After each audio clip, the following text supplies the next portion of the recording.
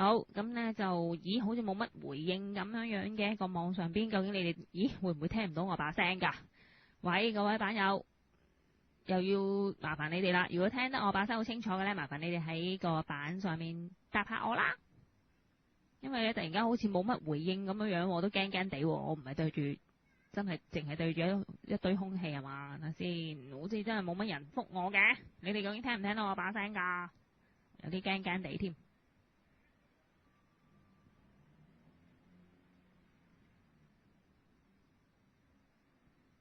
喂喂，有冇人應下我呢？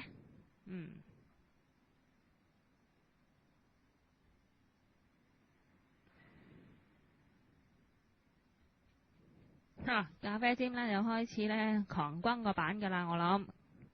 咁咧佢跟住因為喺Sparkle 同埋Gian 屋企咧，而家就喺度轟轟轟啦。咁但係仲未有版友覆我嘅，究竟你哋聽唔聽到我把聲啊？唔通我做少咗嘢？冇啊 Server 開咗啦 ，Redirect 嘅 IP service 開埋啦 ，MP3 player 開咗。喂，點解冇乜反應㗎？你哋有啲驚驚地添。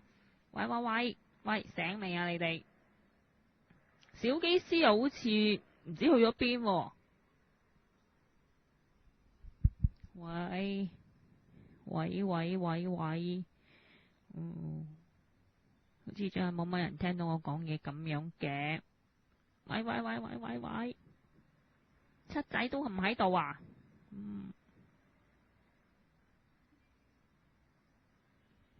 喂，點解冇人㗎？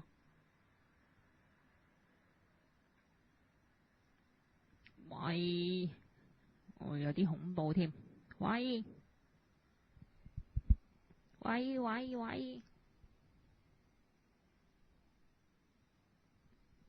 終於都聽到啦。咁樣呢，終於有啲 feedback 翻嚟啦。七仔呢就話聽得好清楚嘅。貓媽喺度啦，貓媽都話 OK 喎。咁呢，小機師翻嚟啦。小機師你好嘛？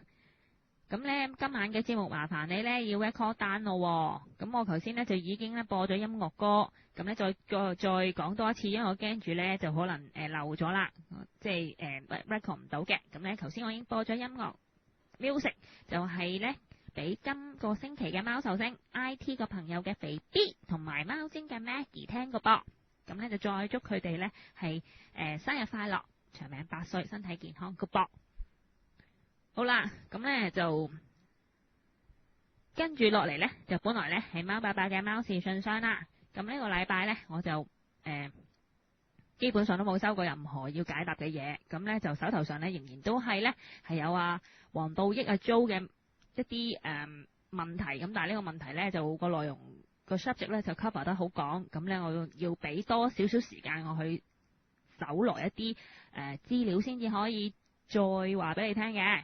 咁所以呢，就今個禮拜呢，就唔打算有呢個貓爸爸嘅貓視信箱啦。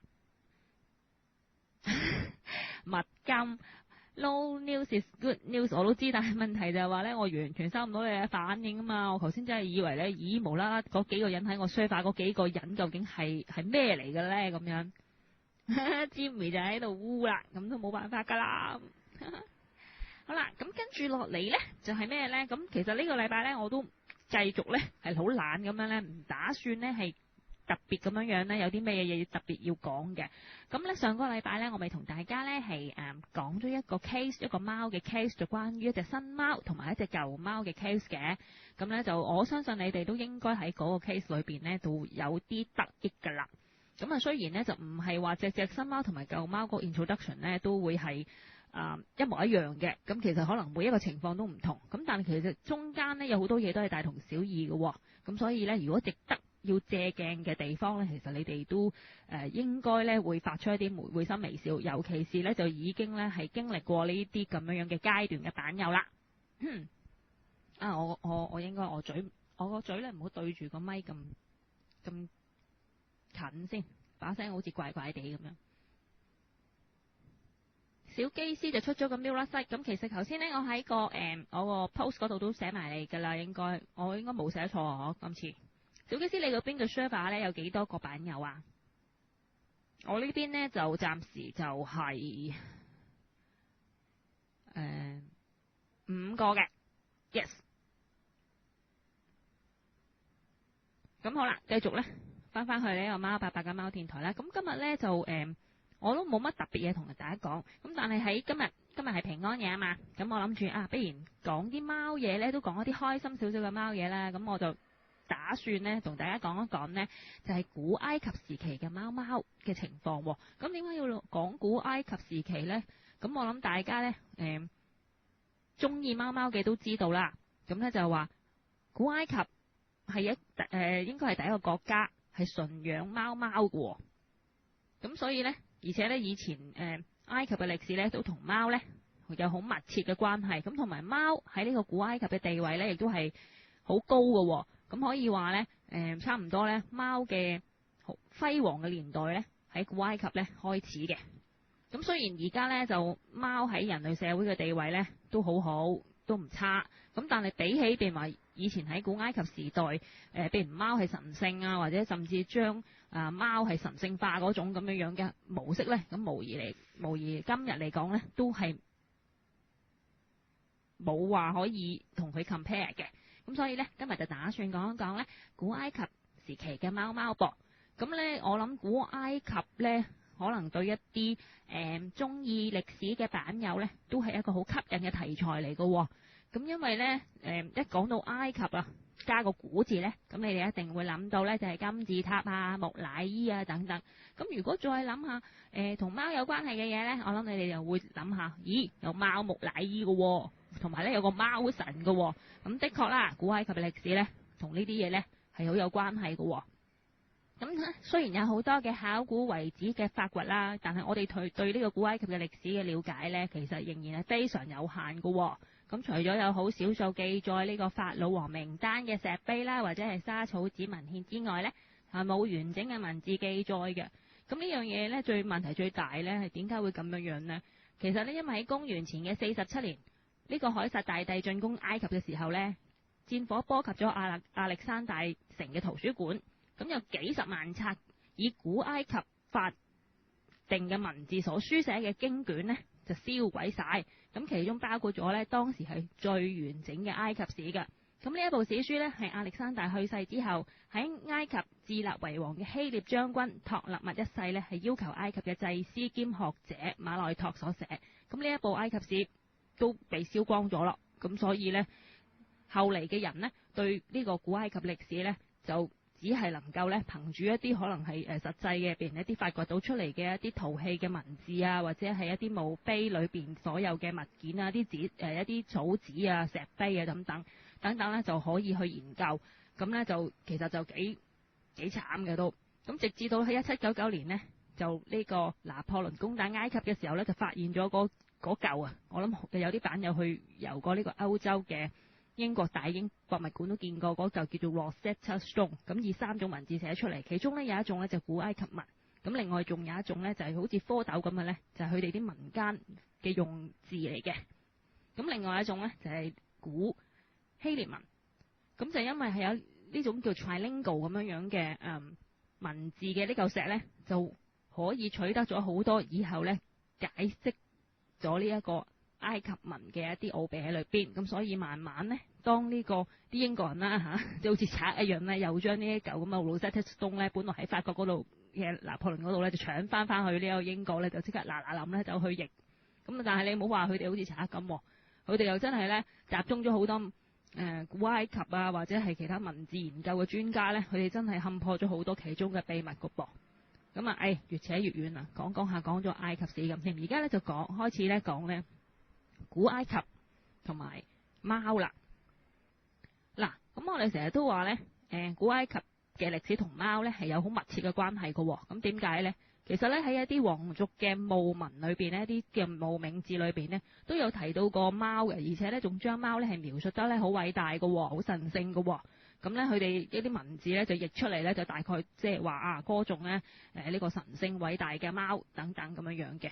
咁而家到處所見嘅貓咧，被認為係埃及嘅非洲沙漠貓嘅後代咧。咁我哋就睇下究竟埃及歷史中同貓有關嘅部分，了解一下貓喺埃及嘅生活同埋地位。咁你會發現咧，其實呢一個真係貓嘅輝煌嘅年代嚟㗎。嗱，雖然我哋普遍咧係認為古埃及人係最早開始養貓喎，咁大概幾早呢？直至目前為止咧，都係冇發現史前時期嘅埃及貓遺骨嘅喎。咁大概嗰個時間就係埃及老王朝嘅時間，即係公元前2686年至到2180年期間。咁而中王朝開始啦，即係公元前嘅2050至到1786年嘅時期咧，開始咧就有一啲貓嘅畫像流傳落嚟啦。咁至於輪到呢個新王朝時期，即係公元前嘅1567年至到1085年呢，就有好多為人所知嘅畫裏邊呢，就係畫有一啲貓嘅樣啦，同埋咧畫咗一啲貓咧坐喺人坐嘅椅子底下，或者係幫人咧喺度捕獵啦，或者係同其他被馴化嘅動物，好似馬騮啊咁喺埋一齊嘅。咁所以對於貓幾時喺埃及得到家中嘅馴養動物嘅地位呢，咁最普遍嘅講法呢，就認為係約喺公元前1600年嘅圖像記錄開始嘅。最早期發現貓嘅畫像或者係雕刻嘅作品呢，就可以追溯到4500年前嘅。但係要直到呢個叫做白屐嘅墓穴，即係大概係3950年開始咧，先至真正表現出貓已經成為人類家庭嘅一份子。嗱，因為貓就算佢係出現喺畫裏邊，我哋都要研究下究竟佢出喺畫裏邊係 describe 咗一啲乜嘢嘢。咁我頭先咪講咗，譬如話喺呢一個新王朝時期咧，開始好多貓咧被畫喺人坐嘅椅子底下。咁你諗下，如果隻貓進入咗個家庭中成為被馴養嘅動物咧，咁通常呢個咁樣嘅現象咧就會好普遍嘅。咁由呢個時期開始計咧，咁啲人咧就普遍覺得咧呢個時期先至真真正正咧係講貓成為人類家庭嘅一份子。咁而差唔多喺同一時期啦，喺阿比多斯嘅一個墓穴嘅祭壇裏邊呢，就發現咗有17隻貓嘅遺骨咧喺一排祭神嘅窩附近。而墓穴嘅開作者咧就認為呢啲窩咧應該係用嚟裝牛奶嘅。咁跟住落嚟咧就講一講古埃及神子嘅傳說同埋貓有咩關係啦。咁大家都知道啦，喺埃及咧，貓最初咧係同愛西斯係連埋一齊嘅本來。咁愛西斯咧就係一個佢係一個冥神嘅妹妹，咁同時亦都係佢個老婆嚟嘅。咁因為埃及人咧就以前為咗保住呢個皇族嘅血統啊，咁好多時咧就係會近親通婚嘅。咁地位咧相等於大地之母㗎呢個愛西斯。咁法老王咧就被認為係佢嘅兒子嚟㗎嘛。咁愛西斯咧就經常咧就會帶一個好似有個太陽咁嘅帽出現嘅。咁佢咧就係所有神嘅媽媽。咁同埋咧係一個生命同埋健康嘅女神嚟嘅。咁佢同貓有咩關係咧？佢最初咧用嘅叉鈴咧，叉鈴係一種咧古埃及祭司嘅時候咧成日用嘅一種打擊敲擊咁嘅樂器，類似咧而家嗰啲撥浪鼓咁樣嘅。咁呢一種咁嘅叉鈴咧，成日咧都會被雕刻為一個貓嘅形狀，然之後愛西斯咧揸喺個手裏邊嘅。咁愛西斯係最高嘅祭司，亦都係全能嘅魔法家嚟嘅。咁呢個咧就係第一個咧係同貓有啲關係嘅古埃及嘅神子。咁跟住落嚟介紹呢個咧就巴斯達女神啦。咁呢個咧就真真正正係一個貓神嚟嘅。咁呢個 Bastet 咧又稱為 Bast， 同埋亦都有其他幾個名。咁最為人所知佢就叫佢做 Bastet， 我哋叫佢做巴斯達啦。咁佢咧就係太陽神阿拉嘅女，同時亦都係阿拉嘅老婆。咁亦都係火神、保護神同埋保護呢個孕婦嘅女神。咁最初咧佢係以一個太陽神咁嘅身份出現嘅，或者係太陽女神等等。咁但係後來咧，因為希臘人開始貿易啊咁樣介入咗啦，通過戰爭或者貿易，咁呢個 Bastet 咧又成為一個好似希臘神話裏邊咧阿提密斯咁樣嘅月亮女神。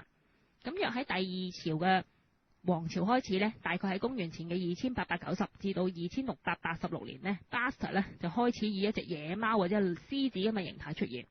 咁真真正正再到咗公元前1000年呢，第11王朝開始咧，呢個 Bastet 咧就以家貓嘅形態出現啦。咁通常咧呢個女神咧就會被雕刻成咧有個貓頭人身咁嘅樣嘅。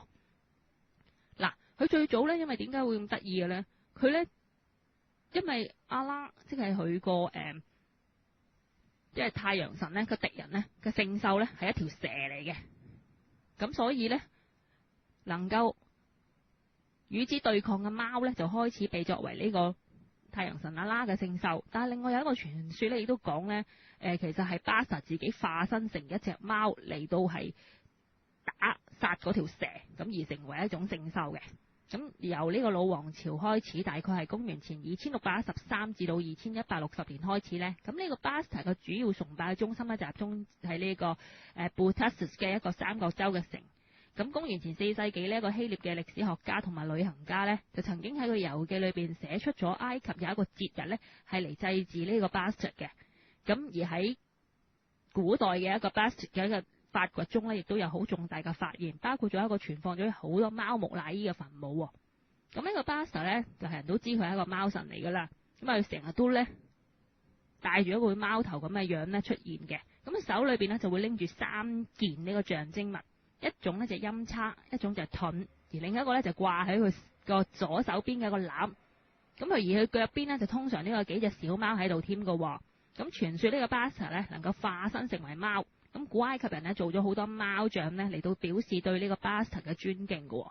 而喺公元前嘅661至到332年呢，將貓木乃伊埋葬喺幾個特定嘅墓地咧，就成為咗對巴斯特虔誠嘅一種奉獻咁樣啦。古埃及人咧對巴斯特嘅崇拜咧，大概喺公元前950年咧就達到咗最巔峰嘅。咁我哋跟住咧就講一講呢古埃及貓木乃伊嘅一啲詳細嘅情況啦。咁有啲貓木乃伊咧係會放喺咧一啲細細嘅棺木裏邊嘅，即係如果係有錢啲嗰啲人啊。咁棺木咧有木製嘅，亦都有銅製嘅。咁咧埃及人尊敬貓，幾乎咧每一家每一戶咧都會養貓嘅。咁如果一家人所養嘅貓因為病啦或者係年老去世咧，佢哋就會好似人去世咗一樣咁嘅，即係好似家人去世咗咁樣。咁咧就會好大聲咁喊啦，同埋咧會係咁樣咧打自己，係咁樣打自己個心口嘅，即係總之係表示出咧好哀痛咁樣嘅。咁嗰家嘅主人咧仲會將貓用呢個亞麻布咧包埋，然之後咧一路咧咁拎去呢個神聖嘅地方做防腐處理嘅嚇，好先進嘅。但係咧佢一路行嘅時候咧，仲要一路喊嘅，咁好似一個即係搞到好似一個儀式咁樣嘅。個主人咧會盡可能咧為貓做最好嘅處理嘅。咁首先貓身咧就會被搽上珍貴嘅香油，咁然之後咧用好多層嘅亞麻布嚟到包裹。咁就算係窮人家嘅貓咧，亦都會受到好似富貴人家嘅貓咁尊重，唔會話因為咁樣咧就鄙視佢嘅。而貓耳嘅部分呢，係會被仔細咁樣包裹為自然向上咁樣嘅姿勢嘅。包裹好貓嘅身體之後呢，最外層呢就會用一啲繃帶包裹起佢。咁最簡單嘅方法就係用窄長嘅布當成繃帶啦。咁如果一啲精細一啲呢，仲會咧用上咗色嘅2種唔同顏色嘅布，用呢個橫直即係中橫交錯咁嘅方法嚟到包裹嘅。咁另外咧，亦都有一啲咧會用顏色嘅稻草嚟到包裹，而一啲有錢人呢，就會花錢啦，製作一啲美麗啦、好靚，仲鑲嵌咗有黃金同埋珠寶嘅棺木添。咁仲埋咧就會咧係擺埋一盤牛奶同埋係木乃伊老鼠落去陪葬嘅。如果蓋咧，通常咧就會雕到咧有大貓同埋細貓作為裝飾。咁有啲貓棺木咧係一個好似一個小盒子咁樣。有啲咧就會係貓形咁樣樣，有啲咧就會用紙張模型重塑出貓嘅身體，而且就會好仔細咁樣做出貓嘅頭部同埋雙耳嘅輪廓，而眼部咧仲會好小心咁用亞麻布細緻咁樣樣畫上圓形嘅，即係2個圓咕碌咁嘅眼呢。咁當防腐同埋封密嘅過程完成之後咧，家人就會去領翻隻貓嘅貓木乃伊走啦。咁全體嘅家人呢，就會係一邊喊啦，一邊大聲叫啦，然之後將貓咧就會送去呢個尼羅河嘅海岸貓木乃伊墳場，或者係送去巴斯達女神嘅神廟。咁家人呢，就會剃掉呢個眉毛咧，以表示對愛貓死去嘅哀悼嘅噃，亦都會有葬禮嘅儀式舉行添嘅。死去嘅貓咧，除咗係會被製成呢個木乃伊咧，有啲會被火化嘅。咁有一個講法就話，如果係貓公咧，就會被製成木乃伊嘅。而啲貓乸咧就會被火化，咁究竟係咪真呢？就要進一步研究先知啦。咁喺古埃及啊，如果殺死一隻貓呢，就算你係冇意嘅呢，都會受到好嚴重嘅懲罰，係死罪嚟嘅。所以話呢，就算你殺咗一隻貓呢，分分鐘係比殺一個人呢係更加嚴重嘅。公元前1世紀嘅希臘歷史學家曾經報道過有關有一個羅馬嘅士兵呢，因為被控同一隻貓嘅死亡有關而被殺嘅事嘅喎，因為佢俾憤怒嘅民眾殺咗，因為咧話佢殺咗一隻貓啊。咁如果屋企火燭咧，咁啲人咧會點呢？我去話俾你聽，佢哋會先將隻貓救出嚟啊，先至會救人嘅喎。咁家裏邊呢，如果所養嘅貓咧，都會得到自主所能夠付出嘅最佳嘅照顧。但係咁，如果係病咗嘅貓咧，其實通常都只會係由一啲冇咩嘢做嘅細路仔啊，或者係病咗喺屋企嘅一啲細路仔去照顧佢，但係就唔會話花啲錢啊落呢個藥物治療上邊嘅噃。咁而家貓通常咧就會帶一啲咧鑲有珠寶嘅頸環啦。咁胸前咧就會掛有啲銀啦、銅啊或者係黃金嘅頸鏈或者係吊牌嘅。咁有時候咧，貓嘅耳仔咧仲會被戴上黃金同埋鑲有珠寶嘅耳環添㗎。咁幫手捕獵嘅貓咧，咁個地位都高啲嘅。佢哋會有最好嘅食物供應，仲會有好舒適嘅睡床。就算係冇人養嘅流浪貓咧，都會得到尊重。古埃及人咧都會幫佢哋咧留下啲食物嘅。咁而家咧暫停一下，翻去個板嗰度先。咁阿小白都喺度咯，Simon 唔知喺度嘰咕做乜鬼啊？整兩個 T 出嚟。今日把聲都好似麻麻地添。跟住咧就繼續講落去。嗱，有一啲貓木乃伊嘅墳場咧，或者係喺嗰個巴特嘅神廟啦，同埋呢個埃及人嘅陵墓內部咧，都有貓木乃伊嘅發現嘅。咁啲科學家咧就將呢個貓木乃伊化驗咗啦。做啲 X-ray 啊等等咧，就發現咗大部分嘅貓咧都唔足2歲，而且頸部有骨折同埋頭部有損傷。咁相信呢貓其實係被殺死之後再製成木乃伊嚟到祭神，然之後咧就擺入去呢個女神巴斯除咗呢個女神巴斯達之外咧，仲會奉獻俾月神啊。咁因為咧以前呢啲人奉獻嘅咧唔係貓，係咩咧？係獅子。咁但係大家都知道啦，如果你要打獵獅子咧，咁就有好高程度嘅危險噶嘛。咁慢慢咧，埃及人都醒目噶啦，咁將呢一個貓咧代替咗獅子咁解。咁喺香港嘅1998年11月咧，有一個喺香港藝術館曾經舉辦過嘅大英博物館藏埃及珍寶展呢，其中亦都有貓木乃伊展出嘅。咁唔知各位咧有冇去睇過啦？咁咧呢件事證明咗啲乜嘢咧？即係證明咧，我哋又唔需要一廂情願咁樣以為咧，即係所有貓咧都喺埃及都會得到一種好好嘅待遇嘅。因為咧以前呢，一啲祭司咧都係好唯利是圖嘅，佢哋知道咧，既然啲民眾即係咁崇拜呢一個巴斯塔嘅，咁只不過係將啲貓神聖化咗。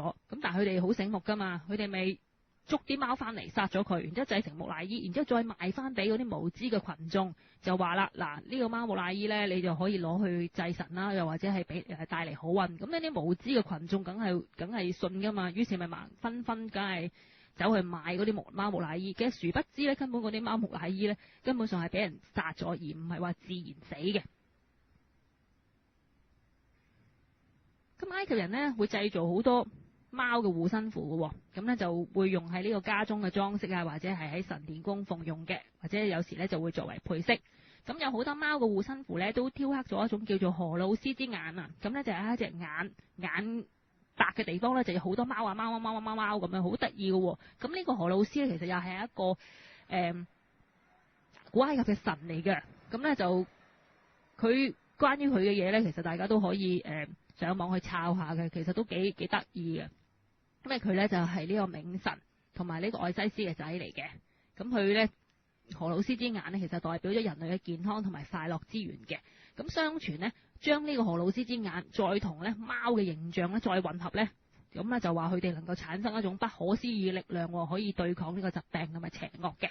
咁喺古埃及咧，如果啲新婚嘅夫婦咧，仲會係流行咧有一種咧母貓。即係貓媽媽，然之後同埋加埋啲小貓嘅護身符嘅，係一種雕刻品嚟嘅。咁佢哋咧就會會揾一啲咧咁樣嘅母貓或者小貓嘅護身符，就係話咧嗰個小貓嘅數量咧係剛好係佢哋心目中所希望將來擁有子女嘅數量。例如如果對新婚夫婦諗住將來要生4個仔女嘅，咁佢哋咧就會揾一個護身符咧係有一隻貓媽媽同埋有4隻小貓喺埋一齊嘅，咁呢個護身符咯。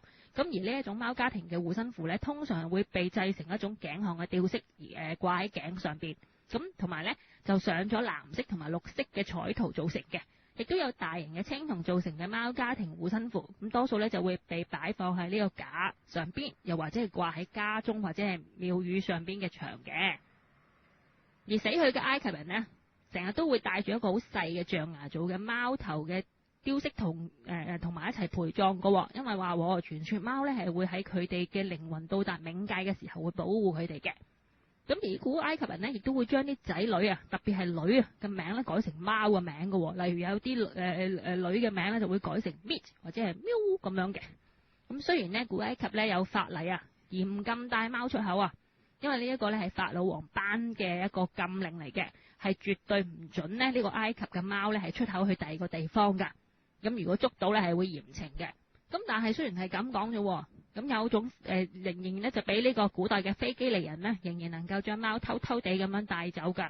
咁因為佢哋可能有啲咧就賄賂咗咧嗰啲咧貪錢嘅祭司啦，就捉咗啲貓，咁帶到佢哋去地中海等等其他嘅地方，甚至遠達中國嘅。而呢個埃及嘅士兵呢，如果出戰去打第二度地方呢，咁通常呢就會被鼓勵呢將佢哋見到嘅貓呢就帶翻嚟埃及嘅。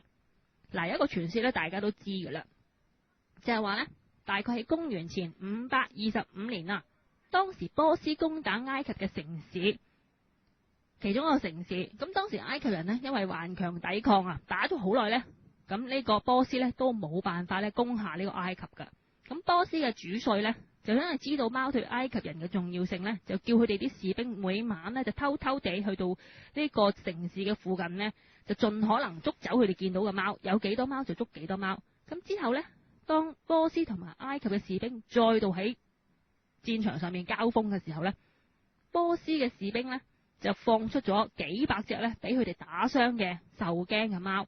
咁埃及嘅士兵呢，見到神聖嘅貓受傷同埋亂跑啊，喺個戰場上面呢，都已經即刻驚到呢定晒形啦。咁後嚟呢，就見到波斯嘅士兵呢，將受驚嘅貓呢，就拎喺自己嘅胸前啊，咁好似做一個盾牌咁樣，冇一個埃及嘅士兵夠膽出手，因為佢恐怕咁樣樣呢啲貓就會受苦。咁於是不費一兵一卒，埃及呢就投降，被打敗咗啦。經歷咗希臘人、羅馬人同埋阿拉伯回教人嘅統治呢，咁古埃及雖然消失喺歷史嘅洪流裏邊啦，咁但係非洲野貓被馴養咗嘅後代呢，帶有嗰啲斑點嘅貓呢，仍然咧係繼續喺埃及啊，而家嘅埃及生存落嚟嘅噃。喺第二次世界大戰前啊，埃及貓喺意大利同埋德國呢都好受歡迎噶，只不過呢 after 呢個 World War II 呢，咁埃及貓嘅數目呢就剩得好少，差唔多滅種添。咁幸好咧就得到咗歐洲嘅幾位育種嘅專家幫手咧，先至能夠保存翻落嚟咋。不過咧，雖然話而家嘅貓喺埃及得到嘅對待咧，比起一啲中東嘅國家咧，都已經叫做好，但係比起過去喺古埃及嘅地位咧，就差好多啦。咁其實都係因為咧，而家埃及嗰個經濟啦，呢個一般嘅平民個living standard 咧係好有關係嘅，因為咧佢哋都唔係話一啲好富裕嘅國家咯。咁但係點解話要比起一啲中東嘅國家仲算好咧？就係話咧，咁雖然中東國家一般嚟講咧都對貓好，咁因為嗰個先知穆罕默德係貓痴嚟噶嘛。我記得我之前嗰幾個禮拜咪同大家講過關於穆罕默德同貓嘅傳說嘅。咁就因為咧回教對貓幾尊重嘅，不過狗就唔係啦嚇。咁所以話咧，中東啲國家對貓都唔錯，但係只不過因為中東有提起佢咧，就你要諗下啲平民個生活都唔方好，咁佢哋就自己都自顧不暇嘅時候咧，咁對啲貓會係好得去邊啦，係咪？咁埃及嚟講咧都叫做差唔多啦。咁但係以前咧古埃及咧就家家戶戶都要養貓嘅，但係咧而家嘅埃及咧就反為咧好少人養貓。咁雖然到處都有貓，但係其實都係一啲無家嘅貓多。只不過咧幸好啲貓啲埃及人呢，基本上普遍咧都會對啲貓幾好嘅。咁有時咧佢哋咧亦都會願意同貓貓一齊分享佢哋嘅午餐添。咁古埃及嘅光輝歲月咧就已經遠去啦。只不過咧貓喺埃及咧仍然好似以前一樣穿梭喺大小城市裏邊同埋大街小巷。咁咧。講呢一個埃及貓呢，就講到呢度咯噃。咁唔知道呢，各位呢，對於呢一個古代嘅古埃及同埋呢一個貓呢中間嘅關係呢，認識幾多呢吓？咁如果你哋呢有興趣嘅話，其實你哋都可以呢喺網上面呢揾到好多呢關於埃及同埋貓嘅資料㗎。好啦，跟住咧翻返去個版嗰度先。咦，阿火都喺度啦。咦 Kathy 咧就話咧嗰張整俾版友三貓黨嘅聖誕快樂圖咧，佢就話咧呢個小寶寶嘅動作好出位喎。係啦，你睇下佢幾衰又可掉開個老虎仔坐咗喺中間啊！咁你再講多一次啦。頭先我喺節目首先開始嘅時候呢，曾經呼籲過嗰位版友 Bango Chan send 咗兩隻 Christmas song 去我個 email 嘅版友，因為你嗰兩個 version 呢，就係嗰兩個 format 呢，就係 WMA，sorry， 我呢就開唔到嘅，咁麻煩呢，你將佢哋轉做 MP3，然之後再 send 翻去我個 email 啦。如果唔係呢，陣間節目到點唱嗰部分呢，我就冇辦法點播噶啦。好，咁而家咧就報道下啦。我而家呢邊嘅 server 咧就有11位版友啦。咁小機師你嗰邊有幾多呢？係，今晚係平安夜咧，唔知各位咧有冇特別嘅晚餐食呢？咁阿 Paul 哥咧就已經 post 咗一啲相嘅啦，即係簡直係大師級啦。咁咧就阿麥金咧都不甘後人啦，都 post 咗啦。咁咧今晚咧就唔知道嗰個好為食嘅 Simon 食咗啲乜嘢喎。聽日咧就 BBQ， 其實今日我都有朋友叫我去 BBQ 㗎，跟住只不過咧我好驕傲，我話俾佢聽咧，我要做節目啊。哈哈 Shita 聽唔到，勁閃 Shita 麻煩咧，不過佢聽唔到喎。各位版友麻煩咧就小機師你出個 post 叫阿 Shita 咧去你嗰邊嘅server 嗰度啊，可能佢係登入咗我邊個 server， 因為我邊個 server 可能已經好 busy 㗎啦。我呢邊大概係啦11個。咁阿 Shita 可能有機會咧就聽唔到啦。咁咧小機師你快啲出個 post 叫阿 Shita 咧去你個server 嗰度啦。係，好啦，跟住落嚟咧就八卦咁樣啦，講少少咧關於係動物新聞啦，好唔好？嗱，第一個同大家講咧就記唔記得咧？我諗好多版友都擁有嘅兩隻 CD Jingle Cast 嘅系列嘅 CD。咁其實你哋知唔知道咧？呢個 CD 究竟當年係因乜嘢緣起會做出嚟嘅咧？咁其實咧前嗰幾年已經係好流行嘅呢個貓咪唱聖誕歌嘅 Jingle Cast 咧，咁好多人咧都仍然係記憶猶新，因為好多版友都會擁有噶啦。咁究竟當初係點樣叫啲貓貓開口唱嘅咧？咁原因咧好簡單喎，其實都係因為一啲 cheese 嘅泡芙喎。點解咧？因為咧貓貓唱聖誕歌曾經風行全世界。咁當初咧俾貓咪唱歌咧，其實純粹咧都係出於偶然嘅啫。製作人話當時咧佢正在咧喺錄音間咧就幫人咧係錄製緊一啲聖誕嘅鈴聲響嘅。咁啊順便咧就將呢個 cheese 嘅泡芙帶去食嘅諗住。咁但係咧點知咧喺錄音室裏邊嘅貓貓咧就直情跳到錄音室裏邊就開始喵喵叫，因為佢哋原來咧聞到呢個 cheese 嘅泡芙味咧就好想食。咁啲聲音咧透過呢一個 microphone 出嚟咧，咦原來個效果唔錯，咁就係咁就錄咗落嚟啦。咁好多人咧都喜歡咁樣嘅音樂，咁因為佢冇語言嘅界限嘅，你唔使理你咧究竟係意大利人啦、法國人啦、中國人啦、英國人啦等等嘅都會識聽啦，係咪？咁而呢幾年落嚟咧，呢啲貓咧亦都製作咗3張 CD， 咁據說咧仲賣得幾唔錯。不過我有個疑問，資料就話係3張 CD， 但係其實係咪有一張係狗狗嘅咧，定係點樣樣咧？因為出嚟出去，我記得得2張 Jingle Cast 啫嘛，唔知有冇人可以話到俾我聽啦。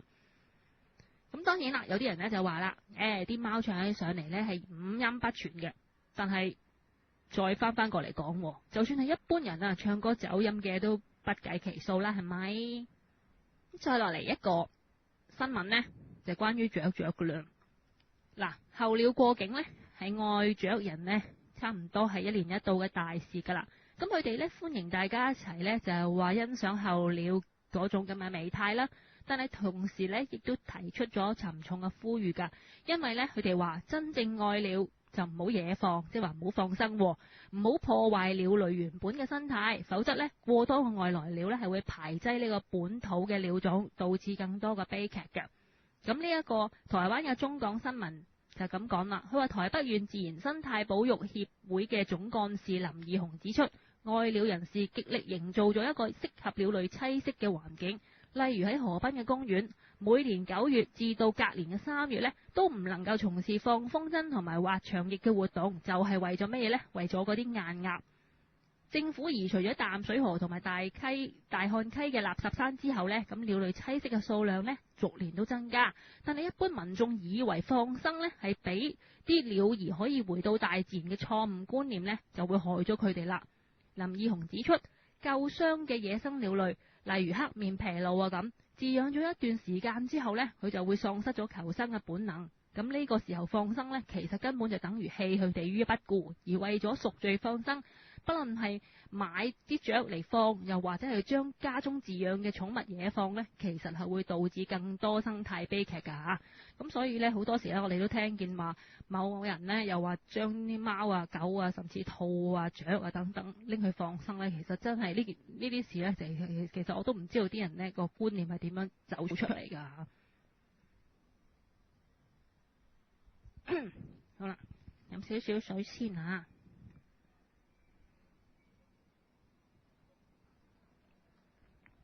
咦？收到阿七仔個 mail， 唔係 sorry 個 post。咦，原來係 Bangor Jenny 寶寶龍啊！有眼不識泰山添。哎呀，寶寶龍點解唔喺度啊？佢自己 send 咗兩個 file 俾我。我而家問題咧，我轉唔到去做 MP3 啊，唔知有冇版友可以幫手咧？小機師 update 佢個 server 有5個，我呢邊仍然係11個㗎。要放生，不論係買啲雀嚟放，又或者係將家中飼養嘅寵物野放呢，其實係會導致更多生態悲劇㗎嚇。咁所以呢，好多時呢，我哋都聽見話某人呢又話將啲貓啊、狗啊，甚至兔啊、雀啊等等拎去放生呢。其實真係呢啲事呢，其實我都唔知道啲人呢個觀念係點樣走出嚟㗎嚇。好啦，飲少少水先嚇。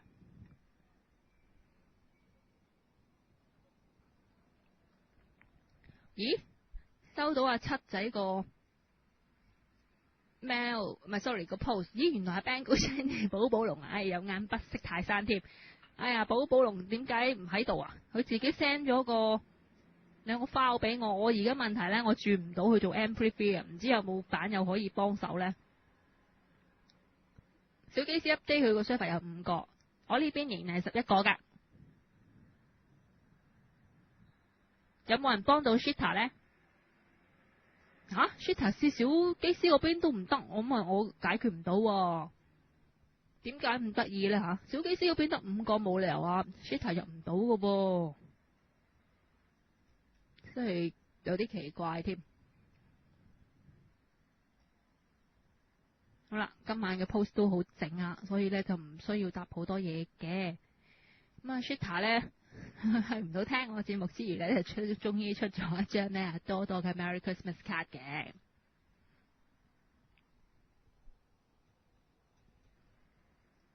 好，咁跟住落嚟睇下啲咩可以做先嚇。咁咧就大部分嘅嘢都講過啦。咁而家終於就輪到呢一個咧大圍貓貓嘅部分咯。咁大家都記得咧大圍貓貓 Lucky 呢件事啦。咁而家 Lucky 咧就因為阿咖啡尖同埋阿貓佬咧嘅幫手啦，咁咧就仲要多謝阿 Brenda 同埋貓貓啦，當然。咁咧就而家咧佢哋就阿 Lucky 就喺呢一個大圍 Dr. Tiger 嗰度咧留醫緊嘅。咁其實都唔係叫留醫嘅。咁啊最主要咧就諗住呢幾日凍啦。咁既然琴日帶咗阿 Jimmy 帶咗阿Lucky 去睇啊 Dr. Tiger 之後咧，就諗住擺佢喺度嘅，因為貓貓咧佢就過咗新加坡嗰邊出差，咁佢要26號先翻嚟，咁所以而家咧就諗住咧將阿 Lucky 咧擺喺阿 Dr. Tiger 嗰度咧，直至到26號貓貓翻嚟為止嘅。咁各位版友咧都有唔同嘅意見啦，咁將應該咧後續嘅點樣做咧，個 follow up 係點樣咧咁。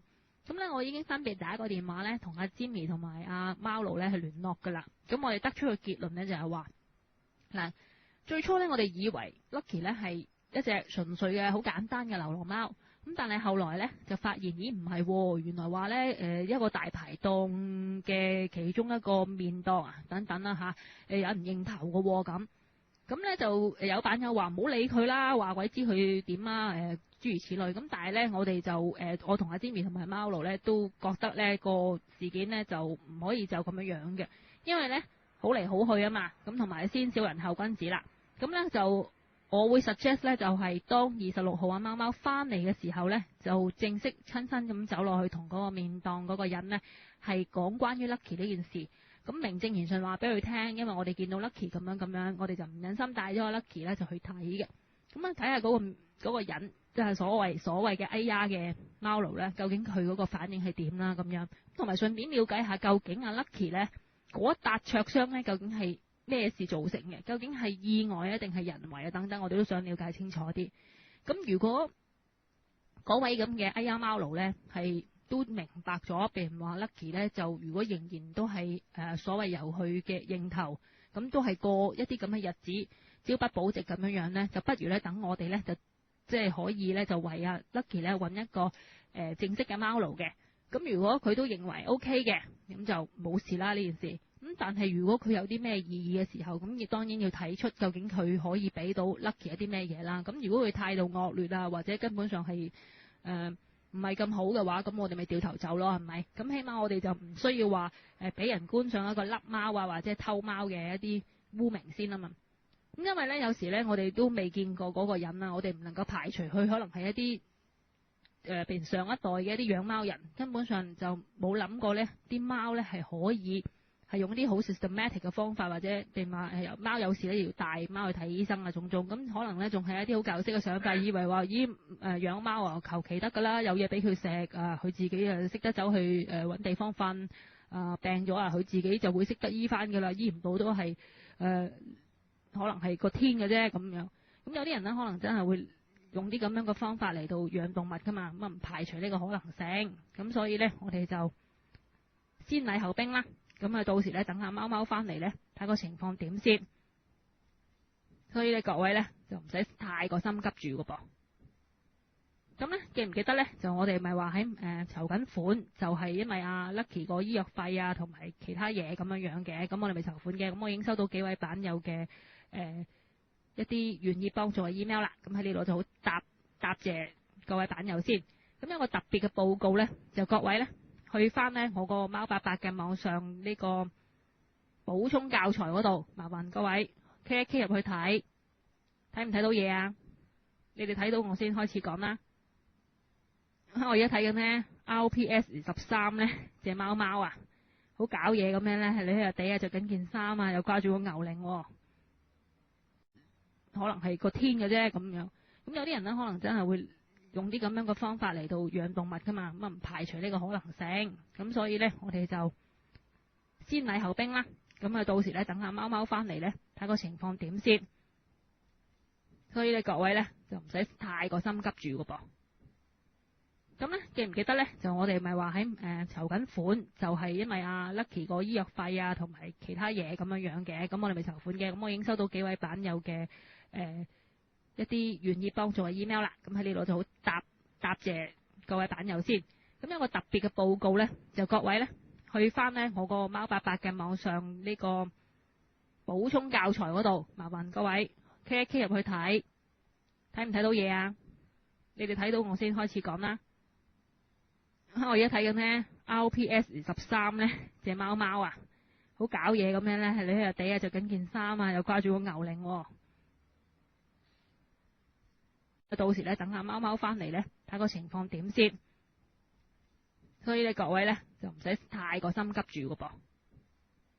咁咧，記唔記得咧？就我哋咪話喺籌緊款，就係因為阿 Lucky 個醫藥費啊，同埋其他嘢咁樣嘅。咁我哋咪籌款嘅。咁我已經收到幾位版友嘅一啲願意幫助嘅 email 啦。咁喺呢度就好答謝各位版友先。咁有個特別嘅報告咧，就各位咧去翻呢我個貓伯伯嘅網上呢個補充教材嗰度，麻煩各位 click 入去睇唔睇到嘢啊？你哋睇到我先開始講啦。我而家睇緊呢 RPS 13呢隻貓貓啊，好搞嘢咁樣咧，係你喺度地啊着緊件衫啊，又掛住個牛鈴喎。輪到 Kathy 話冇聲，各位睇到嘢未？哇！連呢個 RPS 13啦都出呢個今晚嘅聖誕大餐啊，喺屋企整㗎，咁正嘅。各位 click 入去睇你啊！睇到呢個貓爸爸網上貓電台嘅輔助教材篇嘅今日嗰版 update 版未啊？睇唔睇到嘢啊？快手啲，快手啲！揾翻個網站出嚟啦，揾唔揾到啊？你只要揾翻呢我今晚出嘅嗰個貓爸爸貓電台 on air now 嗰個 post 就揾到嗰條 link 噶啦。揾到未？點解仲未有 feedback 㗎？喂，各位揾到未啊？小機師，我呢邊係12個啊，所以喂，各位揾到未啊？小機師，我呢邊係12個啊，所以呢，快啲叫啲人呢，出個 warning 叫啲人呢，唔好再嚟我 server 嗰度啦。係七仔醒目睇到啦，咁呢，大家都睇到啦，係咪？就係呢一個走鬼袋，睇唔睇到啊？其他有需要貓貓之用嘅，咁個而家呢，就建議嘅訂價呢，其實大概都好抵嘅，只係100至到150元。雖然而家未定出一個最後尾嘅定價，咁但係都應該唔會高過呢一個range 咁樣噶啦。咁個數量呢，大概都唔會好多嘅啫，都係大概10個。咁睇下呢，有冇版友有興趣嘅，咁詳情就會喺日內公佈嘅咯噃。咁如果有對呢一個袋呢有呢個興趣嘅版友呢，你可以呢首先呢就係send 個 email 去貓88個 email 嗰度 reserve 咗先，因為呢如果太多版友有興趣嘅時候呢，我相信可能原料嗰方面冇咁多㗎，因為原料都大概只可以夠做10個。如果超過咗嘅時候呢，咁你哋就手快有手慢冇㗎啦。如果越睇到啦，咁呢大家都睇到啦，係咪？就係呢一個走鬼袋，睇唔睇到啊？其他有需要貓貓之用嘅，咁個而家呢，就建議嘅訂價呢，其實大概都好抵嘅，只係100至到150元。雖然而家未定出一個最後尾嘅定價，咁但係都應該唔會高過呢一個range 咁樣噶啦。咁個數量呢，大概都唔會好多嘅啫，都係大概10個。咁睇下呢，有冇版友有興趣嘅，咁詳情就會喺日內公佈嘅咯噃。咁如果有對呢一個袋呢有呢個興趣嘅版友呢，你可以呢首先呢就係send 個 email 去貓88個 email 嗰度 reserve 咗先，因為呢如果太多版友有興趣嘅時候呢，我相信可能原料嗰方面冇咁多㗎，因為原料都大概只可以夠做10個。如果超過咗嘅時候呢，咁你哋就手快有手慢冇㗎啦。如果越先 reserve 嘅呢，就會走鬼袋，睇唔睇到啊？其他有需要貓貓之用嘅，咁個而家呢，就建議嘅訂價呢，其實大概都好抵嘅，只係100至到150元。雖然而家未定出一個最後尾嘅定價，咁但係都應該唔會高過呢一個range 咁樣噶啦。咁個數量呢，大概都唔會好多嘅啫，都係大概10個。咁睇下呢，有冇版友有興趣嘅，咁詳情就會喺日內公佈嘅咯噃。咁如果有對呢一個袋呢有呢個興趣嘅版友呢，你可以呢首先呢就係send 個 email 去貓88個 email 嗰度 reserve 咗先，因為呢如果太多版友有興趣嘅時候呢，我相信可能原料嗰方面冇咁多㗎，因為原料都大概只可以夠做10個。如果超過咗嘅時候呢，咁你哋就手快有手慢冇㗎啦。如果越先 reserve 嘅呢，就會保證呢就會越大啲嘅。咁呢個袋都幾得意㗎，嗱香港呢係冇得買㗎喎。原來 Shita 呢度而家呢都未上到啊，咁你都唔使聽都得啦。貓貓都見到啦，係咪好正呢？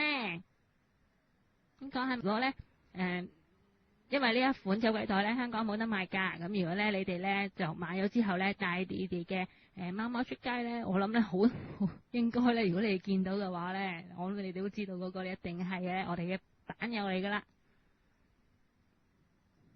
嗱，咁記住咯。你哋呢就盡快呢 send 呢你哋嘅 email 呢去我 post 嗰度呢，話對呢個寵物走鬼袋有興趣，等我 reserve 咗你哋一份先咯。係啦，咁頭先呢就再繼續講翻呢個大圍貓貓 Lucky 嘅，咁呢就暫定呢就係26號，咁等下貓貓翻嚟呢，就主動接觸翻嗰位嘅哎呀貓奴咧，咁睇下佢嗰個態度啦，同埋佢嗰個其他嘢點樣做先。咁我哋一切咧都諗住會以Lucky 嘅安全同埋福利為依歸嘅。咁咧跟住咧就想講一講關於中環貓貓啲嘢啦。咁中環貓貓咧就而家咧暫時咧仍然有小機師嗰邊咧就係發放啲資料，咁其他啲版友咧就唔會 recommend 咧你哋再去先啦。咁睇翻將來遲少少個情況點樣先啦，因為暫時咁樣都唔錯嘅。咁咧就亦都有一個人咧，我都好想咧喺呢度咧貓爸爸嘅電台要讚揚下佢嘅，就係貓佬啦。咁其實咧中環貓貓除咗小機師之外咧，貓佬咧都出咗好多力咧，係會不斷咁樣咧替呢個中環貓貓嗰啲小貓咧係揾合適嘅貓奴。佢出咗好多力，都出咗好多錢㗎。咁喺呢一度咧，我真係要去表揚佢咧對呢個救貓界嘅貢獻先得嘅。同埋咧，佢做好多嘢咧，其實就未必有版友知道咯。咁咧，但係咧就貓同埋天同埋貓爸爸都會知道嘅。跟住落嚟咧，就要到呢個點唱嘅環節咯。咁咧，第一首點唱嘅歌曲咧，就一定要應下景噶啦。第一，今日就係平安夜。好啦，咁啊，一定要請大家聽一聽呢隻歌啦。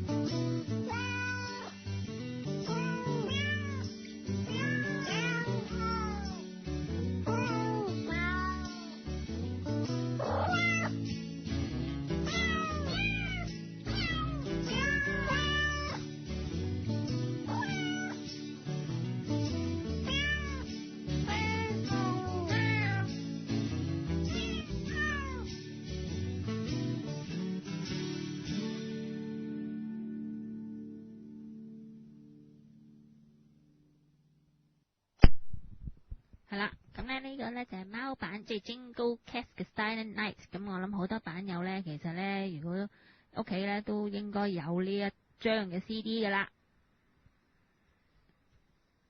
咁跟住落嚟嘅點唱咧，就係頭先咧阿貓奴咧就係打我手提咧特別點唱噶喎。咁各位咧咪知唔知道咧有賣呢個花生薯仔貓呢本書嘅版友咧，咪知道裏邊嗰隻叫薯仔嘅貓貓嘅。咁佢今日咧就因為咧病咗啊，咁佢咧應該係琴日咧就帶咗佢去睇醫生嘅，咁咧就去唔到屙溜溜嘅。咁星期四會復診，咁咧就希望點一首歌咧俾阿薯仔聽，咁希望咧佢快啲好翻晒噶噃。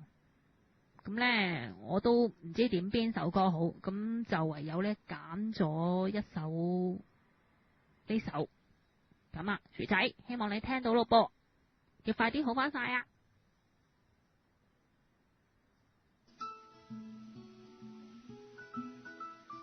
大包整多兩籠，大包整多兩籠，大包整多兩籠，唔怕大。大包整多兩籠，大包整多兩籠，大包整多兩籠，唔怕晒。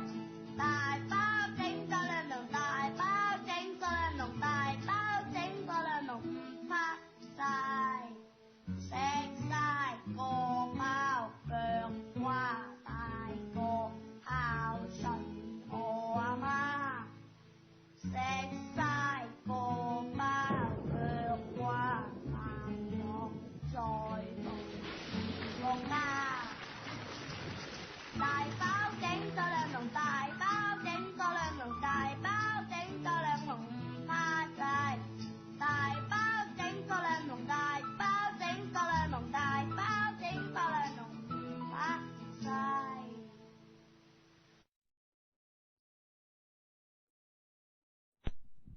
係啦，咁咧就揾咗呢首麥兜嘅食多兩籠大包，咁咧就點俾阿薯仔聽噶喎。咁薯仔啊，你要快啲好翻晒啊！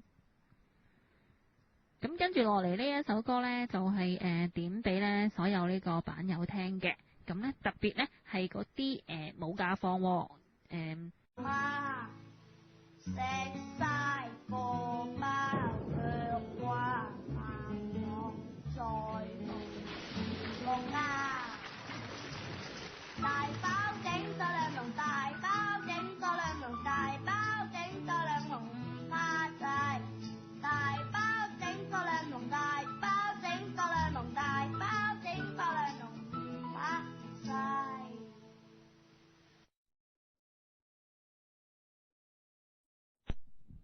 係啦，咁咧就揾咗呢首麥兜嘅食多兩籠大包，咁咧就點俾阿薯仔聽噶喎。咁薯仔啊，你要快啲好翻晒啊！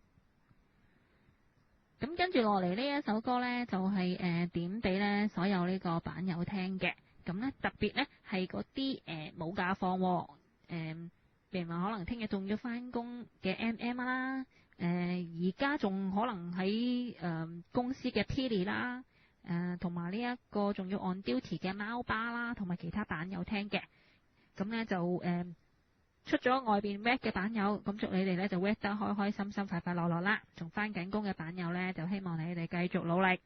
咁咧其他咁咧就出咗外邊 work 嘅版友，咁祝你哋咧就 work 得開開心心、快快樂樂啦。仲翻緊工嘅版友咧，就希望你哋繼續努力。咁咧，其他咧好幸福嘅版友咧，就可以喺家中咧陪伴你哋嘅貓貓一齊聽呢個貓伯伯嘅貓電台。咁我為你哋揀嘅呢首歌咧，就係陳奕迅嘅 Lonely Christmas。咁只不過咧，我哋當然咧就唔係好似呢一首歌所講咁 lonely 啦，就希望個個都咁開心嘅。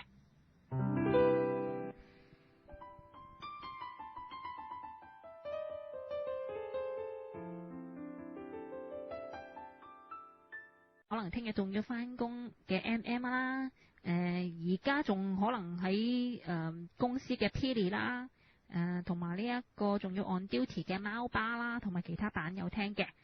咁咧就出咗外邊 work 嘅版友，咁祝你哋咧就 work 得開開心心、快快樂樂啦。仲翻緊工嘅版友咧，就希望你哋繼續努力。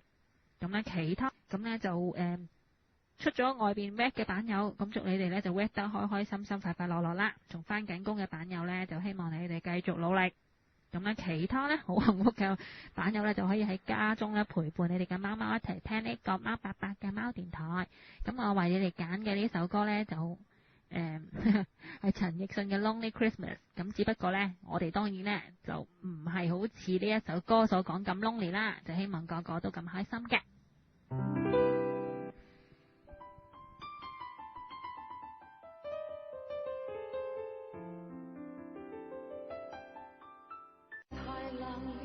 誰會伸出一雙手，圍住你再營造暖流？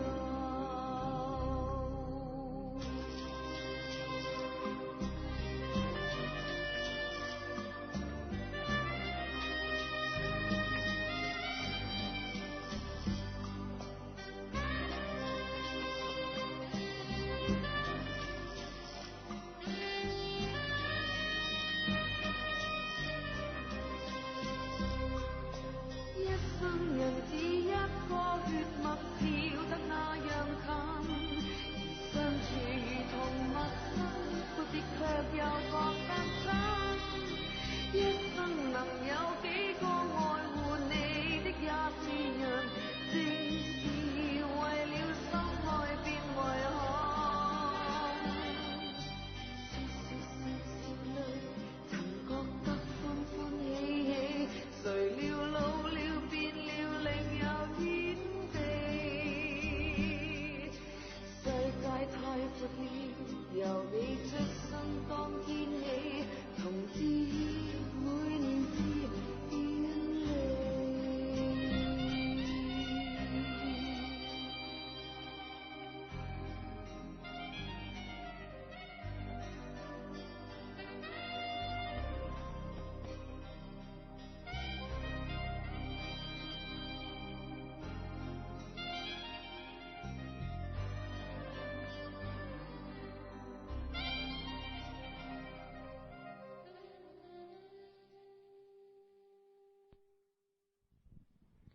係咁咧，呢首咧就係葉德嫻小姐嘅赤子。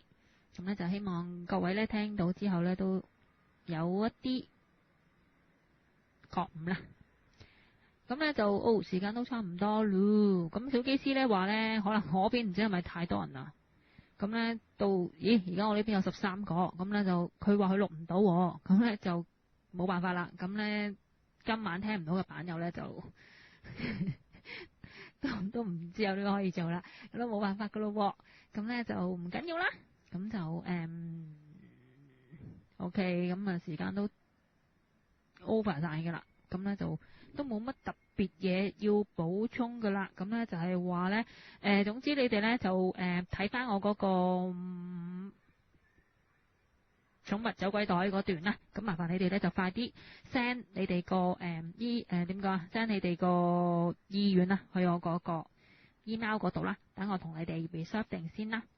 因為而家咧就未做噶，咁樣就睇下有幾多位版友咧有興趣先嘅。咁仲要睇翻呢個材料個供應咁樣樣嘅，因為唔係好多剩餘物資，咁咧就希望咧快啲落實嘅。咁咧就我諗阿 Shita 都聽唔到噶啦，咁就有冇錄低，咁都冇辦法啦。咁就 anyway 啦，咁今晚係平安夜啦，咁再一次咧就係恭祝各位呢個版友同埋你哋嘅貓貓狗狗啦 ，Merry Christmas 嘅，拜拜，下週再見。